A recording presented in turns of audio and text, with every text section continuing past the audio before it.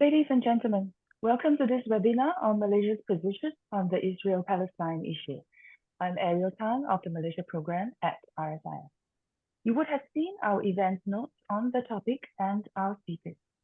So very briefly, we will examine Malaysia's overall position and on the latest crisis in Gaza and the region, the historical roots and current drivers of this position, and the implications for Malaysia domestically and internationally. We are very honored indeed to have with us two highly knowledgeable scholars who will clarify the complex dynamics for us. First, Dr. Illango Karuppannan is Adjunct Professor at University Malaya. He was Malaysia's High Commissioner to Singapore and Ambassador in Lebanon. He had held senior positions in the Ministry of Foreign Affairs of Malaysia and other government departments. His research and writing are focused on Malaysia's foreign policy towards the Middle East, small state diplomacy, and ASEAN.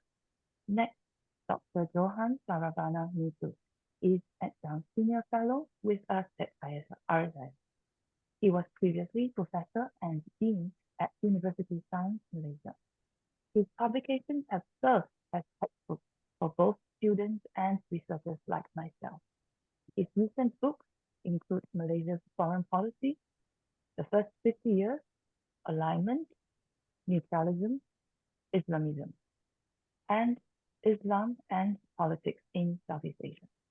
Our presenters will speak first, we will have a discussion, and then address questions from our audience. My colleague, Research Fellow, Dr. David Han, will help us with that section. So please send in your questions via the Q&A function. This event is being conducted under the Chatham House rule, whereby the sources may not be identified in any way unless permission is sought first. However, if deemed appropriate, we may break the rule and make this event available online later. May I now invite Dato Illango to kick us off, please. Thank you. Good morning, Ariel. Thank you for that kind introduction. I would like to start by thanking RSIS for inviting me to be a member of this panel discussion today. The question at hand is, what are the domestic and international factors undergirding Malaysia's foreign policy on Palestine? I think this is an important question. I would say that drives Malaysia's foreign policy on this issue. The first is a group of issues which I call domestic considerations. And the second is the inclinations and the perceptions of the prime ministers of the country. Insofar as the domestic considerations are concerned, we all know that the Palestine is home to the Al-Aqsa Mosque, which happens to be the third holiest mosque for the Muslims. And therefore, for the Malays, this is a very emotive issue. No Malay leader can afford to be, not cognizant of the importance of this issue for the Malays. And for that reason, domestically, it is an important issue. Of course, there is the trade and investment angle. The Middle East region is an important place, for trade, investment, even tourism today. But it's not the most important factor for driving this Dato, policy. I think you are, sorry to interrupt, Dato, you seem to be breaking off some parts. Breaking off? Yeah, you maybe want to speak closer to the phone. Let's try again. Sorry. Restart the whole thing? No need. We could hear some parts, but just to let you know. Yeah. Okay, just let me start by saying that Malaysia's foreign policy on Palestine is driven by two main factors. Yeah, the first is domestic considerations.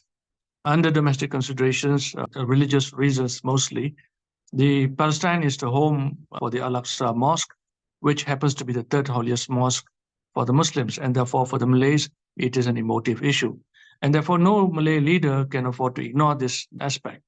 The second factor is the inclinations and the perceptions of the prime ministers themselves towards this issue.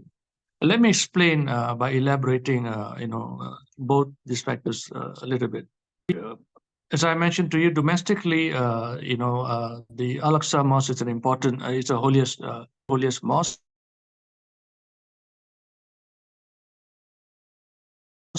And therefore, very frequently, this campo discussions within the Malay community, etc.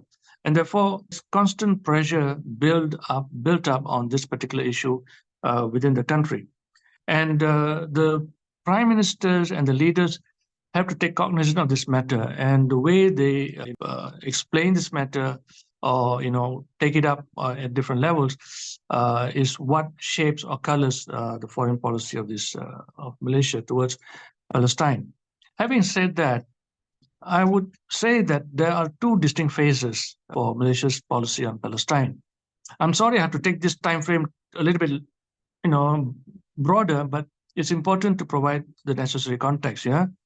The first phase is from independence right until the confrontation with Indonesia.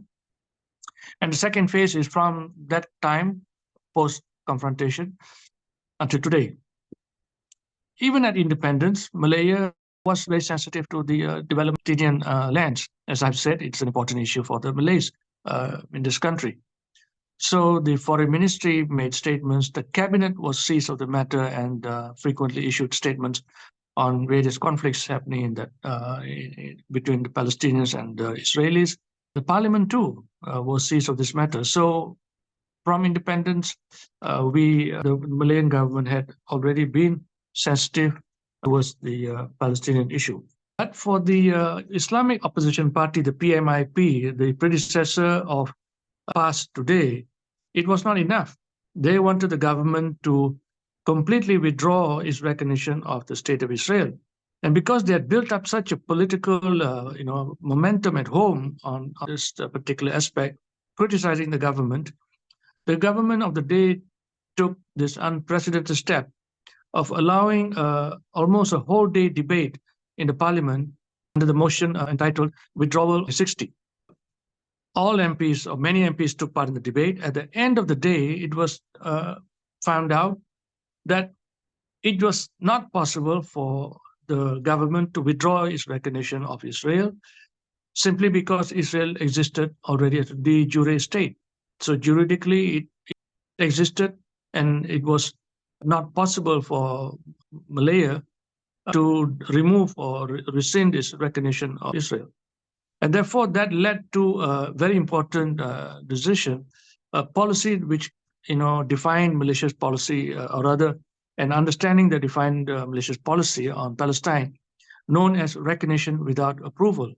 Now, what it meant was that the government would still continue to be critical of the situation in Palestine, but it would not recognize Israel diplomatically, or it would not establish any diplomatic ties. This is basically to make the until we came to the confrontation. At this stage, Malaysia found itself in a spot because it did not have enough support among the developing countries, and particularly the Middle East, where Indonesia, the Sukarno government, had very skillfully painted Malaysia as something like supporter of Israel. In fact, a newspaper article calls Subandrio as labeling Malaysia as the Israel of the Far East. Now you can imagine what kind of effect that would have had on the Arab states as regards Malaysia. So it was very quickly realized by the government of the day that it was not enough for Malaysia to be merely, expressing support or concern about the situation in Palestine, which, by the way, was, seen as support for people who are oppressed. But rather, we should take a much more stronger position on Israel, on Palestine. So, therefore, what happened was that policy that was known as recognition without approval became expanded. Malaysia's policy no longer was defined by its association with oppressed peoples, but because the issue itself was an important issue to the Muslims and the Malays, therefore it became an issue worthy of being taken up in importance in the foreign policy sets of issues. And I want to draw your attention to one important fact. By doing so, what Malaysia had actually done was to voluntarily limit its scope of action on the Palestinian issue to just two avenues. And the first avenue was basically to elevate the Palestinian issue within its foreign policy stance. And number two, to focus only on contribution of humanitarian assistance. Because we no longer had any ties with Israel, it just simply meant that there was nothing that we could do in that particular matter. So these were the two options that the country had voluntarily decided that would be the course of action within its foreign policy. Now, how did Malaysia elevate its foreign policy towards Palestine in its the position on Palestine in its foreign policy? As I said, it was no longer defined as an issue of oppression of the peoples, but it became an important matter, an issue of importance for the Muslims, Ummah in general. And because we did not have any ties with Israel, as I told you just now, our position became one of applying the Arab position or dovetailing the Arab position on the Palestinian conflict. That is, of course, cessation of conflict, hostilities, the right of the Palestinians to have their own state based on the UN Security Council Resolutions 242 of 1967, Resolution 338 of 1973, and later when Saudi Arabia promoted its Arab Peace Initiative known as adopted as Resolution 1397. All this became details of Malaysia's foreign policy on Palestine, which remains the same today, because the Arab position on Palestine today still remains the pursuit of a two-state solution for the Palestinian issue. As far as humanitarian support, that was the second avenue course of action that was available to the Malaysian side. The issue was how to channel humanitarian collection. The mosques were collecting donations, and there were people who were interested to contribute.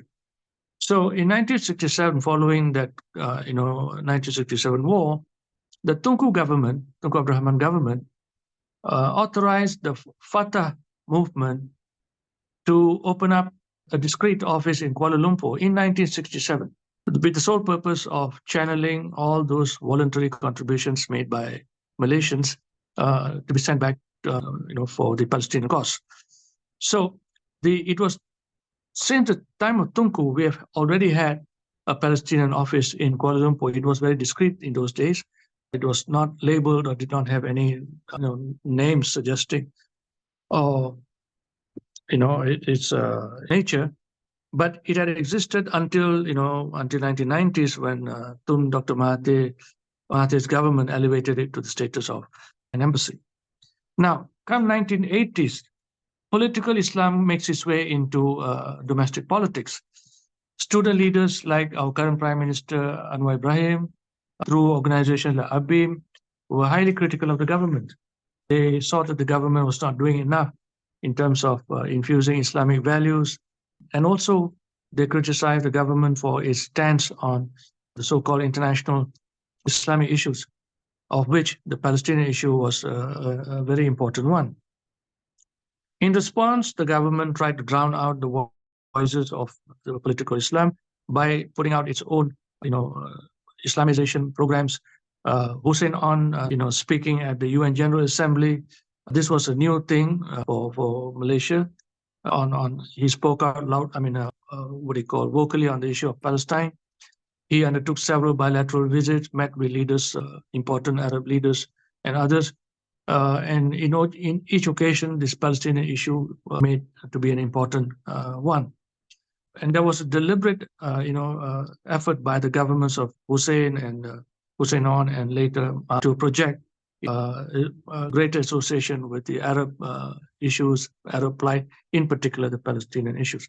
Now, as we come to today, I think the Palestinian issue has somewhat become dichotomized.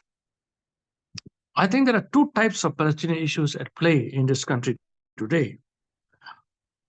Because, and this is as a result, unfortunately, as a result of the fact that no one Malay party can actively garner the majority of Malay support.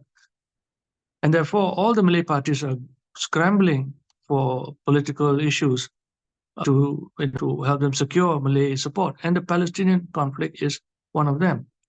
So one feature of this dichotomized aspect of the Palestinian issue is what I would call the domesticized Palestinian issue, or the domestic Palestinian issue. This aspect has nothing to do with the Palestinian war or the problem in Gaza or what is happening in that part of the world, unfortunately. Palestine has just become, for this particular aspect, a code word, political code word, to denote support for Islam, importance of Islam in government and in governance. For that reason, the conflict in Gaza had become a godsend for these political parties. Soviet leaders to be seen wearing the Palestinian muffler around their necks, with the Palestinian flag and the pattern, so as to indicate that they are supportive of or cognizant or supportive of this particular issue. Remember, a couple of weeks ago, the two candidates for the Karuppannan by-election took photograph. You would have seen Tan Sri Raja Muhammad Effendi, the former forces chief, in his baju Melayu and wearing that muffler in Karuppannan. Whereas we know that the Karuppannan by-election had nothing to do with the Palestinian issue. And this is also the reason why domestically the Malay leaders have no problem supporting Hamas. Although the Palestinian representation in Kuala Lumpur is basically from Fatah. They do not see a conflict between the two because this particular support that they express in Hamas, it is meant for domestic consumption for the Malays to providing scholarships for the Palestinians. There was some talk about granting some kind of limited refugee status, perhaps. All this were, emanate or, how do you say, reflections of this domesticized or domestic Palestinian issue. So Dr. Mahathir's comment on Aman Palestine too is part of that. It's meant for domestic consumption. Because the question of the donations going from Malaysia in recent years has become questionable, especially since a few years ago, the Fatah office in Kuala Lumpur, I think, announced or explained that they had not received any of those contributions. So it does not be clearly explained whether the contributions are going there, but Dr. Mahathir's comment obviously was meant for the domestic consideration. The other aspect, of course, is the regular foreign part of the statements by the ministry, the Prime Minister's statement in UNGA. All this reflects, that particular aspect of the pursuit of Malaysian foreign policy. I think recently the foreign minister participated in the OIC core group on the Palestinian issue to hammer out, some positions before the UN Security Council debate recently.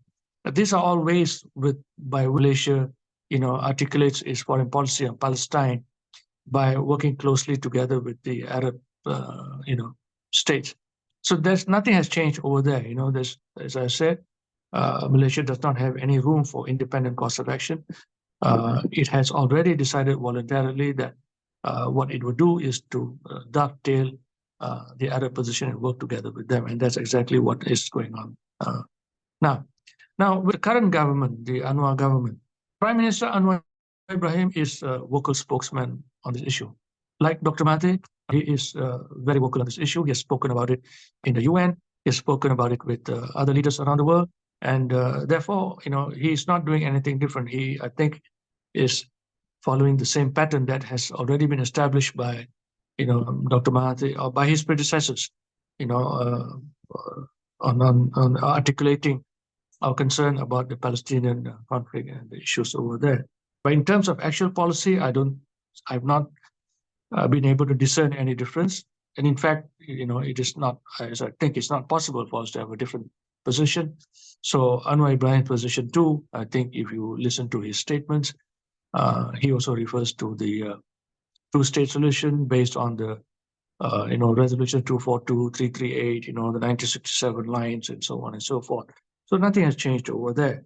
However, looking forward, perhaps there could be challenges, as the country has to reconcile its domestic Palestinian issue or Palestinian perception or domestic perception of the Palestinian issue and its stance on the international arena.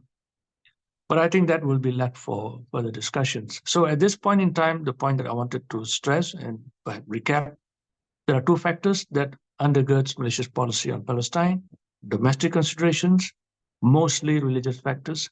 Secondly, the Prime Minister's inclinations. So these are the two factors that have actually shaped and colored the way Malaysia has articulated its policy on Palestine. Thank you. Thank you so much, Dato. I learned so much just from your presentation. So now I would like to invite Dr. Johan to give his presentation, please. Good morning. Morning, and thank you, Ariel, and thank you, RSIS, for this kind of invite to share my thoughts on Malaysia's foreign policy, basically with regard to the Israeli-Palestinian conflict and the present developments. So can we move to the next slide, please? Yeah. So briefly, I think Dato Illango has very kindly already given us kind of a brief recap of Malaysia's policies, question of recognition and its stances. So I'll also do that very quickly, so as not to waste too much time. I'll also examine the foreign policy actions that have actually been carried out, and along with that, review the latest developments in Gaza. And then my mind is really to talk about Malaysia's, the implications of the current developments for Malaysia's domestic and international policies. And I want to plug the line about foreign policy agency, as a foreign policy analyst in the final bit that I will be discussing. Next, please. So the policies, I think, already basically explained by Dr. Illango. No official recognition, no official ties, although Dr. Illango did mention the question of informal connections, and the Tunku was quite famous for these kinds of connections. I read a book by an Israeli academic who was actually present in the period of the Tunku, where he said he had these kinds of informal relationships. But basically, Malaysia did not recognize this Israel from the outset. It supports a two-state solution, which has already been explained. We can go deeper into this later. And of course, the resolutions of the UN Security Council 242, at the end of the Six-Day War, and also the 338 at the end of the Yom Kippur War, to return the occupied territories back to the initial state.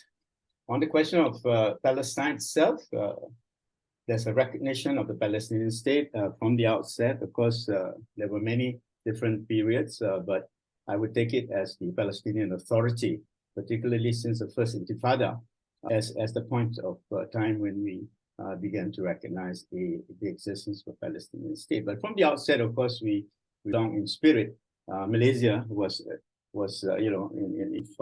from the point of independence, recognized the existence of Palestine. And the boundaries, as explained by earlier, but particularly with the capital to be located in East Jerusalem. As you know, Trump basically pushed for the establishment of the capital in Jerusalem by Israel, and that's already become fait accompli. So this is a very, very big issue, but Malaysia takes that stance along with many other pro-Palestinian groups. And of course, we have the diplomatic mission in KL. We also maintain a diplomatic mission in Palestine, in Malaya, if I'm not mistaken. We do not de-recognize or delegitimize Hamas. We maintain ties with Hamas. We can talk about that a bit later. Next slide. Yeah. So this question of recognition, I think, is very important. I'll just very quickly go through it because it pertains to the differences that exist within even ASEAN, right? So you have countries, the three types of recognitions. You have those who fully recognize Israel and do not recognize Palestine. You have those states that recognize both, and then you have the states that only recognize Palestine. And those, in the ASEAN situation or the ASEAN configuration, we have the three Muslim majority states, Malaysia, of course, Indonesia, and Brunei, who do that. The other countries in ASEAN, with the exception of Philippines, recognize both entities. Okay, we just keep that in mind as we go forward next. Oh, sorry. The point is that the number of states recognizing both entities, of course, I've shown here. 163 UN member states have recognized Israel. A little fewer than 138 have recognized Palestine. So the world is truly divided on the question of Israel-Palestine in terms of recognition, in terms of politics, because recognition comes along with the kind of politics, the kind of positions and stances that we have vis-a-vis the two entities. Next. Sorry for the very text here. I have a concept which I've written in an article in Kajian Malaysia just this year, or published this year, together with two RSIS colleagues. And one of them, I think, is here, Nawal. And the other one is Eugene, Mark. And we use the concept of role conceptions. So we talk Malaysia's foreign policy having different sorts of role conceptions. Malaysia has been from the outset, oh, there's a typo there, adopted the consistent, not but the consistent role conception of being a champion of the Palestinian state, right? We have been a champion of, some people call it moderate Islam, but along with that, I think the Palestinian state issue is not just about Islam, but there are Christians in Palestine, let's not forget. So we champion the existence of a Palestinian state, right? So it's been consistent, as Dr. Illango has mentioned, throughout Malaysia's foreign policy. We take a particularly strong stance and an anti-Zionist position. I think that's very important to mention this. Zionism is what we are against. Zionism is a kind of concept that was developed by European Jews, which basically led to what an Israeli historian, Illango, calls a settler colony being established in Palestine. There were only a handful of Jews who continued to stay in the area of Palestine. But it's only after the Holocaust and all the pro-Israeli politics that followed in the European states that led to this kind of creation of a Zionist state in Palestine. So Western powers, and in Malaysia, I'm basically articulating the Malaysian position on it, right? Not necessarily mine, but the whole thing about anti-Zionism. And the Western powers are basically blamed for having basically supported this. And of course, with the partition of 1947 in what you call it, in the UN, leading to what Palestinians call the Nakba, the catastrophe that followed with the Israeli occupation of the many parts of the territory that were allotted to the Palestinians. So I think that has been explained. And just to fast forward to our position today, this is articulated by Anwar Ibrahim, no less, recently in November. Takes a very strong stance.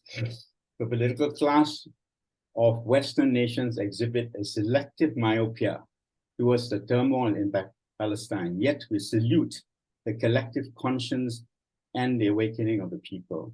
A sea of change and awareness has taken root, as shown in mass demonstration and in unprecedented proportion throughout the world, including the Western world, in support of Palestine. This is typical Anwar rhetoric, but that's the strong position that Malaysia takes with respect to the issue today. Next. So I'm now zooming in on the kind of questions that, in a way, Dr. Illango has already touched on. The domestic, implications, as well as the domestic, in political science, we call it the domestic political game. That's an ongoing thing. We've had a solidarity week with Palestine, and you can see those photographs and many other photographs, which raised a lot of questions, particularly from even government members, PKR members who were non-Muslims. The picture shows boys, young people, young touting guns, but these are toy guns, right? But that created a bit of a flap in Malaysia, and Anthony Loke in particular of PAP has said we should not do this sort of things in the future. And of course, there's a whole question of the aid to Palestine, which is also an issue today. Of course, we've allocated officially 10 million in Palestinian aid. I think the government has said that about 7 million in terms of goods and so on has already been ferried to Palestine, to Gaza. This is Gaza, the latest one. But the issue has cropped up about the suspension of the accounts, some 41 accounts of the NGO called Aman Palestine. This is by the MACC, which has said that it is taking a brief on the question of money laundering with respect to this. But the NGO has said that he has been able to ferry some of this money to something like 10 million as well, I think, without having to go through the official channels. Then there's the whole question of Anwar's wanting to attend or not attend the APEC November summit. He actually made a statement to the effect that he was considering boycotting. I think he took the cue from Xi Jinping, who actually decided to attend, and he himself did also attend. This is called the balancing, policies vis-a-vis domestic audience as well as Malaysia's global interest. It's important for Malaysia to have shown its face at this very important summit in the US. Anwar also referred to the 3 demarches. These are diplomatic notes that were sent by the US to particularly to him. I think he made a statement about this. This is US pressure. I mean, we know all the time that this is the nature of diplomacy and secret diplomacy. I think the US had wanted, I'm just speculating here, but I think it's very clear, Malaysia to take a strong stance on the Hamas action of 7th October, where 1,400 Jewish settlers were killed, and 200 odd were kidnapped. The issue that led to the current war. I think the US probably wanted to Malaysia to make a strong statement and to condemn the so-called terrorism of Hamas. But Anwar, up to today, has not done that. And he's continued to even argue that the Western media and other media should not portray Hamas as a terrorist group. Okay, so those are the kind of developments that are happening. And as mentioned at the bottom there, we maintain this kind of, we meaning the current government maintains this kind of hedging vis-a-vis its domestic audience as well as its global interests. Next, please. So with regard to the overall agency, and this is where I want to wear my hat as a constructivist analyst in foreign policy, I would say generally that the stances and positioning of Malaysia's foreign policy vis-a-vis the Israel-Palestinian war and conflict is basically consonant with a domestic environment. And if you want to be ungenerous, you call it the domestic political game. It is, in fact, for domestic consumption, but it's also based on some real concerns of individuals and of Malaysians, not just Muslims, but also, now a very, very broad of Malaysians. Many NGOs now are very, very perturbed by that we see now with what, 16,000 people dead, killed, in bombardments, and 7,000 over of them are children. This is a horrendous situation that has really riled up the Malaysian population, Malaysian public regarding this question. So it's consonant with that kind of trope, that kind of sentiment that exists within Malaysia's domestic audience. Of course, there are constraints which pertain to Malaysia's multi-social, multi-ethnic fabric, as we mentioned. The question of touting guns, toy students. These were thought to be not very clever on the part of the Education Week people who organized it, the Solidarity Week with Palestine. So non-Malays are very perturbed with this one. And of course, if you take the nuances of foreign policy over the years, the Mahathir years have been the ones which have articulated the strongest stances on the Palestinian issue, on the Israel-Palestinian conflict.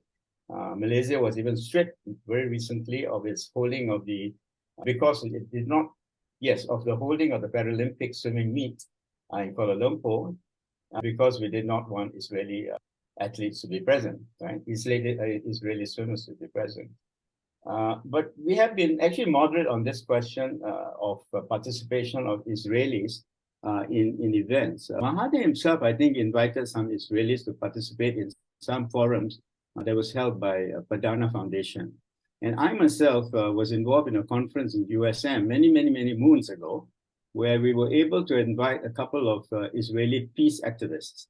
So, they were given special visas to attend such events. So there was policy on this. And Mahathir himself, you see, allowed for the cricket team in 1997, and we read his book, Doctor in the House. He said we allowed for international school children, Israeli school children to come for an event because he wanted to show Israeli school children how good Malaysia was as a country, etc. There's this kind of nuancing of policies with respect to Israel. But I would say right now, I think this is the Shanti Naya, who's done a very superb analysis done for Malaysia's Islam in Malaysia's foreign policy way back in 1997. And the term is still, I think, the right one to say, we actually put a kind of right Islam, we call it moderate Islam, Islam Hadari, you can call it, Malaysia Madani, you can call it anything, but basically it's the kind of Islam that we want to project in Malaysia, in terms of foreign policy, and with respect to the Palestinian issue. Of course, this plays a very important role. We do use our middle power statecraft, although it's very wanting with respect to the Palestinian issue. It doesn't do very much there. I think Dr. Illango has mentioned that. But we do this hedging between the West and the Muslim world, taking strong stances when necessary.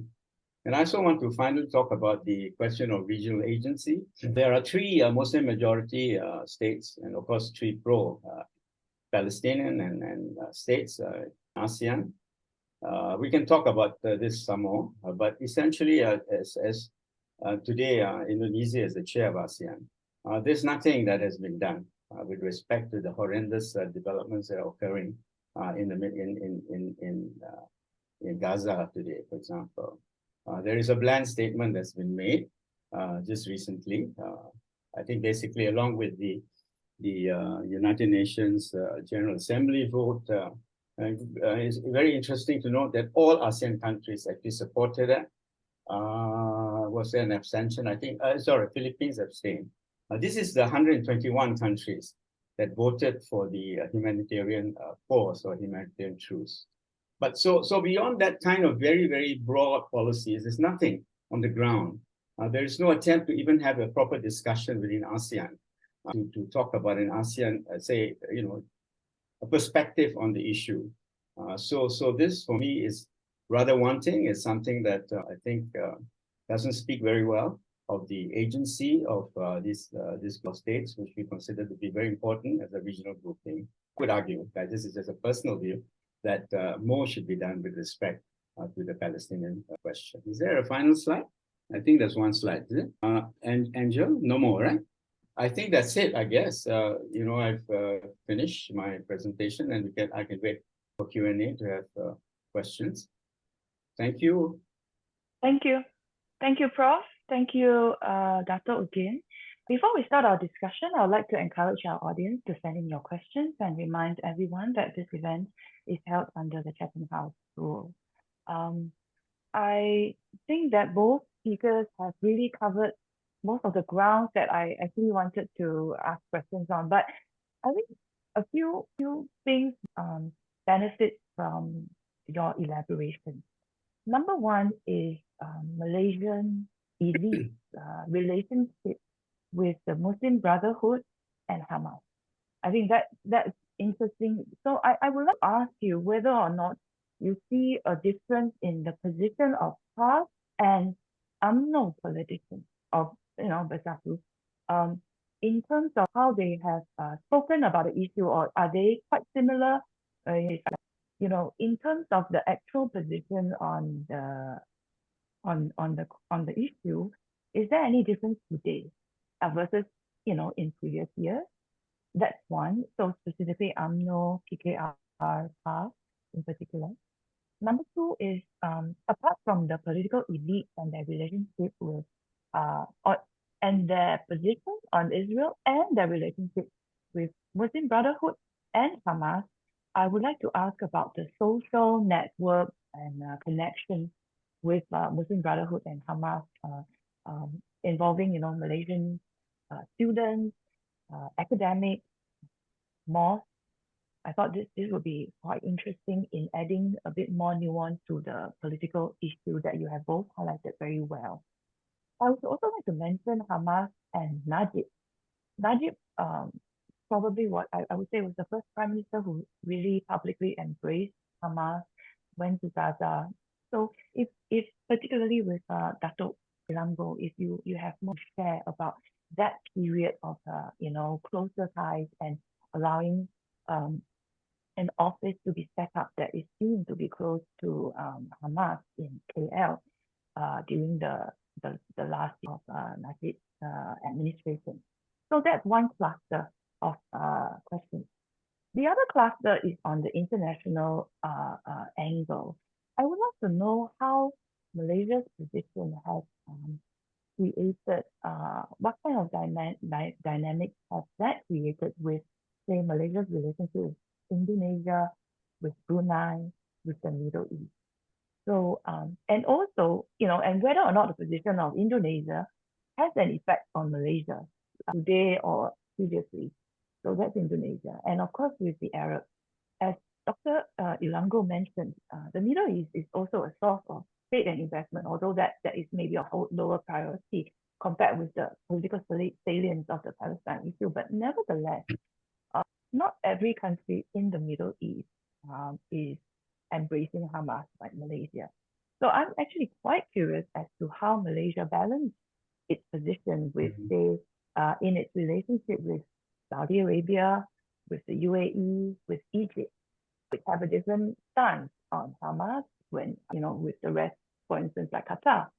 So the issue itself is quite complicated. I mean, I think all of us understand that, each group that we mention are not monolithic. Malaysians are not monolithic. Israelis are not monolithic. Palestinians are not monolithic in terms of their position on this issue. So I think I'll stop there, both of you, to tackle these questions. Thank you. Before I forget, Dato Illango, just now when you are not facing your phone, you tend to break up. So I'm sorry to pain, but I would like you to speak directly at your phone and not look sideways or downwards so that we can all benefit from what you're saying. Thank you. Okay, I'm so sorry about that. But perhaps the professor should start first. Oh, really? I thought the practitioner should start. Okay, I'll take a stab at it. Yeah, because again, the Islamic Brotherhood, as we all know, is linked with Hamas, and Egypt has proscribed the activities of Islamic Brotherhood, the Muslim Brotherhood, rather, Muslim Brotherhood. It's surprised that there are, of course, people in Malaysia or activists, Muslim activists in Malaysia who are associated with Muslim Brotherhood, although not openly, is there. So officially, there is no, correct me if I'm wrong, maybe the practitioner may know better, no official kind of relationship with Islamic Brotherhood. There is no prescribing or banning of it either. So it remains, what's the term for it? Neutral. It remains on that question, while private individuals can then, do what they do with, in terms of their positioning vis-a-vis the Muslim Brotherhood. With respect to Hamas, I already mentioned this, that Anwar made a very strong statement. And I'm sure the US demarches were entirely, basically about that. I mean, they can easily speculate that the US would want Malaysia to say, condemn them, condemn the terrorism of Hamas, particularly on November 7. But I think Anwar is very careful about this one. Just as there has been terrorism on the Hamas side, he would say there is even worse terrorism. I mean, you look at the asymmetry of it, particularly the repercussions after October 7. So is not also terrorism, state terrorism by the state, and of course you take it back to the Nakba, 1948. That the catastrophe, what Palestinians call the Arabs and Palestinians call the catastrophe, these terrorist gangs on the side of Israel Zionist gangs committing all kinds of atrocities on Palestinian people. So I think, given that kind of context, I would say the current stance of the state. I know you asked the question of PAS versus versus UMNO, and don't forget there's also right. So there are many political, as you say, there are so many possible positions that one can have depending on where one stands on this and where one's position is within the Malaysian political context. So I think that the strongest position on this, I'll end here, would be the PAS position. I'm very sure about this, and there will be no question about them supporting the Muslim Brotherhood. But on the side of official, policies of the state, there's no official policy on that one. But we back, the Hamas because they're duly elected. I know it's a long time ago that they're duly elected in Gaza as a representative of Palestinians. So I think I would stop there and let Dr. Illango speak more about this. Well, I think it's a lot of questions you have been asked by Ariel here. First is the question about Hamas, whether UMNO or PAS is, what are the positions? How does Malaysia look at, the Muslim Brotherhood and things like that? As I have articulated in my earlier presentation, I think collectively in Malaysia, I think in the foreign policy establishment, we view that the role of both Hamas and Fatah is very important in eventually securing any form of solution or resolution to this particular issue. It cannot be something that is entirely led by Fatah alone. And as the professor mentioned, that since Gaza about 13 years ago was won by Hamas, we cannot ignore them either. And I think this is the message that Malaysia wants to convey to the rest of the world, that we should ultimately move towards calling for reconciliation of both these Palestinian factions. I know it's a difficult thing because they do not see eye to eye at all. In fact, they are diametrically opposed in many instances, but there is no way out. And I think this is what Malaysia is trying to, try to express by not totally condemning Hamas. Neither is it taking a position saying that only Fatah should be the sole representative or legitimate representative of the Palestinian, although we have an office of Fatah in Kuala Lumpur. The fact that we do not have a Hamas official office in Kuala Lumpur also demonstrates that we do not take part in the domestic politics of Palestine itself.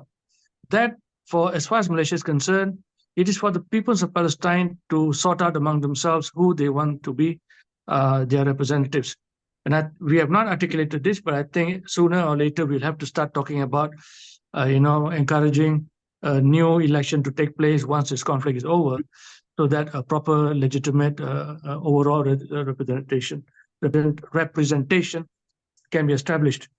Now, I think Malaysia takes treads very carefully on this issue because the Muslim Brotherhood, Hamas, these are all problematic issues insofar as Saudi Arabia, Qatar is concerned, and both these countries are very important to us. So for this reason too, we have not officially, I cannot remember in any instance, except for Najib's visit, where we have actually come out to say that we support, Hamas, as a representative of the Palestinians. But we support the the struggles that they have undertaken to articulate or rather highlight the problems faced by them. Whether Hamas, UMNO or PAS, more, what are the positions of the Muslim Brotherhood and Hamas? I would like to come back to this point. I think there is a domestic Palestinian issue. Within this context, I really do not think neither UMNO or PAS actually think how it actually resonates in the external side. I think they are all concerned about what it means to the domestic audiences that they are addressing, whether in Qatar or whether in Kuala Lumpur, whether in Padang Besar or wherever it is. So I don't think there has been a detailed appreciation, neither by UMNO or by PAS, on this issue of the Hamas, the Muslim Brotherhood, and what it means to Malaysia. I'll stop here. I know I've been somewhat rambling in my answer, but I think I'll stop at this point here, and perhaps we can have further clarity later. Just a quick. Thank you, both of you. Yeah, just a quick yes, Prof. point here. You did ask internationally and so on. So the recognition of the diplomatic mission is actually the Fatah one. So it's the Palestinian Authority. And I think they themselves to be the authority for all of Palestine. And, it's like Hamas in an opposition party holding a state government. So that's the kind of position we take. Indeed. Before I go on, I should just, I was remiss of me not to clarify that, of course, all the speakers are speaking in their personal capacity. They are not representing RSIS or their own or their various institutions. I just want to clarify that. On the international relationship, Dato, would you have anything to add on the dynamics of what are the dynamics that have been created, potential dynamics that can be created when Malaysia takes a certain position on this issue, and also have to work with the countries in the Middle East who also have different positions on this issue. Does it have any implication on the bilateral front? So, sorry, Ariel, you were breaking up a little bit. What you said? Okay. So I had that question about the implications of Malaysia's position on Israel-Palestine for its relations with the countries in the Middle East. For instance, Saudi Arabia, UAE, Egypt. I think on the humanitarian side, most people are agreed. But on the idea of, in terms of dealing with Hamas status, some differences. I just wonder if there's any interesting dynamics that you might share. Also, on even within ASEAN, right, with Indonesia, with Brunei, what is Indonesia's position on this issue? Is there a difference? Is there opportunity for either friction or cooperation? So that's the international piece. Well, I think the problem here is that we have not internally. I mean, again, I'm speaking from my own behalf. Thank you for clarifying that. I'm well retired now. I think internally or domestically, we have not yet fully fleshed out how we are going to articulate, this particular concern of ours, that the Arab states need to push for reconciliation between Hamas and the Fatah without branding them as, a terrorist or otherwise. I think this is a concern that we have not been able to actually overcome because, as you know, Saudi Arabia and others have very strong views, particularly with regards to Hamas. I think Egypt as well, has a major problem with Hamas as well. But I think, we are still at pains in trying to explain that it is important for the Arab states to stop, or take a step backward, and now to, restart encouraging them both to work together rather than to, to try and isolate one particular group against, from participating in the eventual, the governance of the country. So I'm sorry, I do not have any new insights, but I think this is something that we are still grappling, and this is what I alluded to by saying that I foresee some challenges in the future where we will have to try and explain ourselves in much more clearer terms. Thank you. Before we hand the session to the Q&A segment, I have one last question. Both of you seem to suggest that Malaysia's position is primarily focused on, dealing with its domestic demand for Malaysia to take a tough stance. But I would actually like to ask, what, in your assessment, is the actual effect of Malaysian diplomacy on this issue?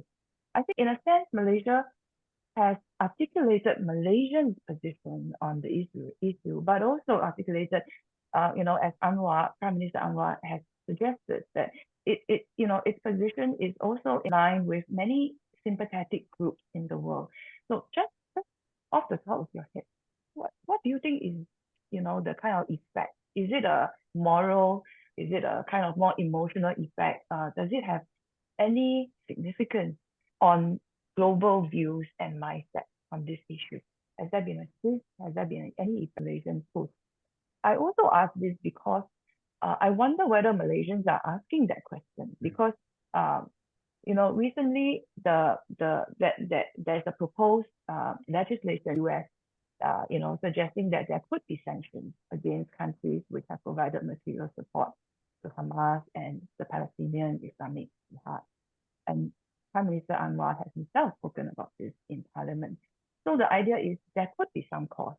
And if there is some cost, it may well be considered worthwhile for Malaysia to take this position if, there's national consensus, there is majority support. But I just ask this question because it doesn't seem to come up very much. What has been the actual effect, and whether, there's any thinking about this among the domestic audience? Thank you. Maybe I can just take a very quick step at this. I know there's a very, very complex question, Ariel, that you're asking. In a sense, you're saying, is Malaysia an influencer, to use the social media term, in terms of, does its policies also influence other actors? And, again, when I write about middle power structure, that means to say you do have that agency to do things beyond punching above your weight kind of thing. Whether that happens with respect to the Palestinian-Israeli situation, I think it does. But again, it's hard to articulate exactly what this means. It's taking a leadership role, as it were. But I must say I'm disappointed that not much been done beyond this very rhetorical kind of statements that are being made by the prime ministers. In a way, Mahathir is, I'm sorry to go back to the Mahathir years. He had more of a direct kind of a pragmatic position. He said, I allow the cricket team to come and play because I want to show them that we are not just condemning. He was thought to be anti-Semitic and all that. And he was taking that position because all the condemnations of Mahathir. He says, look, I'm doing this. I'm showing you that we are actually a very moderate country. We are interested in peace, pursuing war.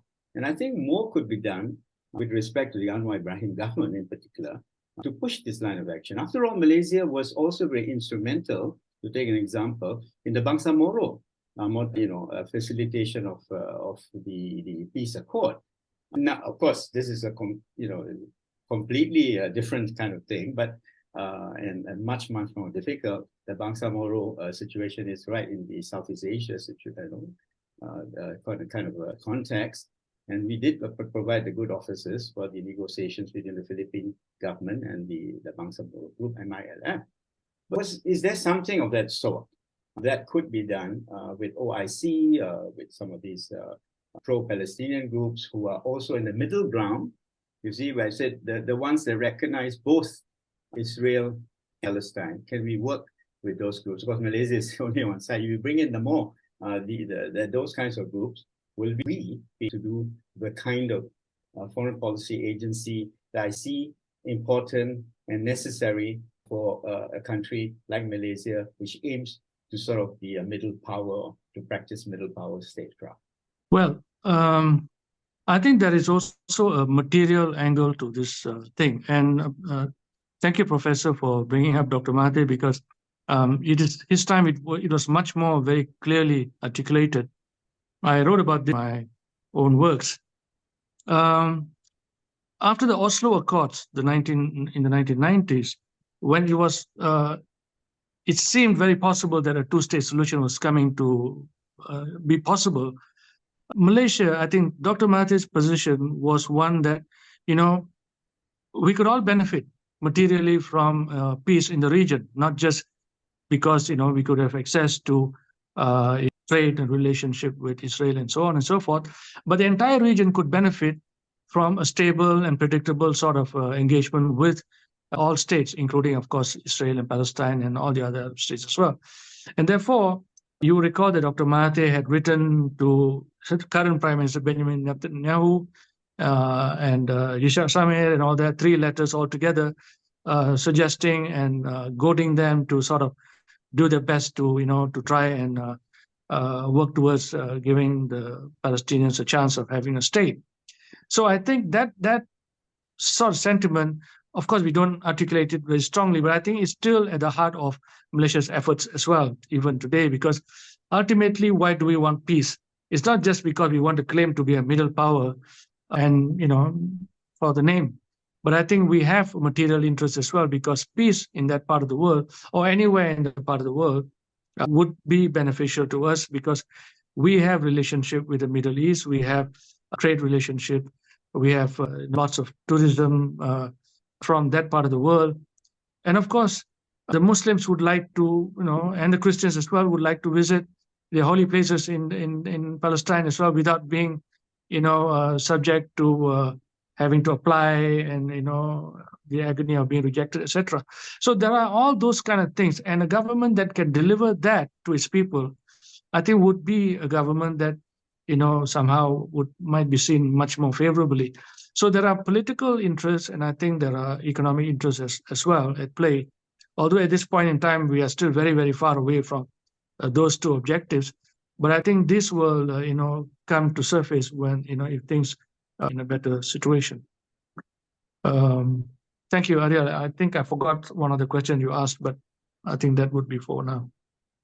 Thank you. There is so much food for coming from both of you, and I'm also just digesting it as with our participants.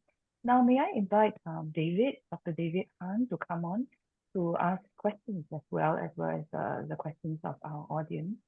David, thank you. Yeah, thank you, Dr. Johan and Dr. Illango, for your fruitful discussions. And I think I also have learned a lot from what you have discussed. And again, I'd like to convey 3 questions from members of the audience. And the first question which I would like to highlight is this. It's being reported that Malaysia intends to bring Israel to the International Court of Justice, or ICJ. Now, if this scenario materializes, would this impact Malaysia's bilateral relations with Israel's strongest ally in the region, namely the United States, especially so after 3 demarches? Question 2 is this. How does the Israel-Palestine crisis and Malaysia's stance on Palestine and Hamas affect and shape opinions on the non-Muslims in Malaysia? Do the non-Muslims feel comfortable with the government's embracing of Hamas? And the third question is this.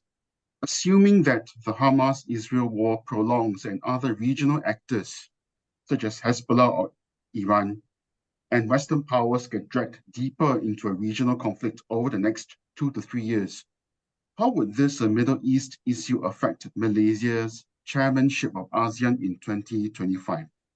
I would like to pass this time over to the speakers to answer these questions. Thank you. Question about, David, the question about the ICJ is a suppositional one, right? Yes, it's an ICJ, yes, International Court of Justice. That's the question. I think, sorry. No, ICC, I think. Yeah. It's International Criminal Court is talking about. Okay, ICC. International Criminal Court, yeah, ICC. Okay. There is no such move, right? I mean, yes, because that's the question, yeah. Yeah, it's just a speculative one. Mm. And of course, mind my Dr. Illango, I'm starting off. Please go ahead. Yes. So in terms of relations with the US, I think that's what it's all about in terms of, balancing or this hedging between maintaining good relations with the US. Malaysia has had wonderful relations with the US, as you know. One of the biggest investors in all the very important manufacturing industries today. So that relationship surely should not be jeopardized. But at the same time, we take this very, very strong stance vis-a-vis the demarches, as I mentioned, were clearly aimed at pushing Malaysia to take a stronger position vis-a-vis the whole question of terrorism. And I don't think we will see a situation where Malaysia on its own, okay, I mean, again, this is rather speculative, on its own will actually make any sort of action, push for any sort of action of the sort that is suggested. However, there is, of course, the possibility that together with other minded states, Malaysia could try and, again, this is part of foreign policy agency, push for sticking with, pushing Israel to follow more closely the 242 and the 338. I mean, these are UN sanctioned, security resolutions which have completely been flouted by Israel up till today. So there could be some move to push for adherence, some adherence, to the kind of thing. And I for one, speaking personally, would not be against Malaysia doing something of that sort on the legal plane.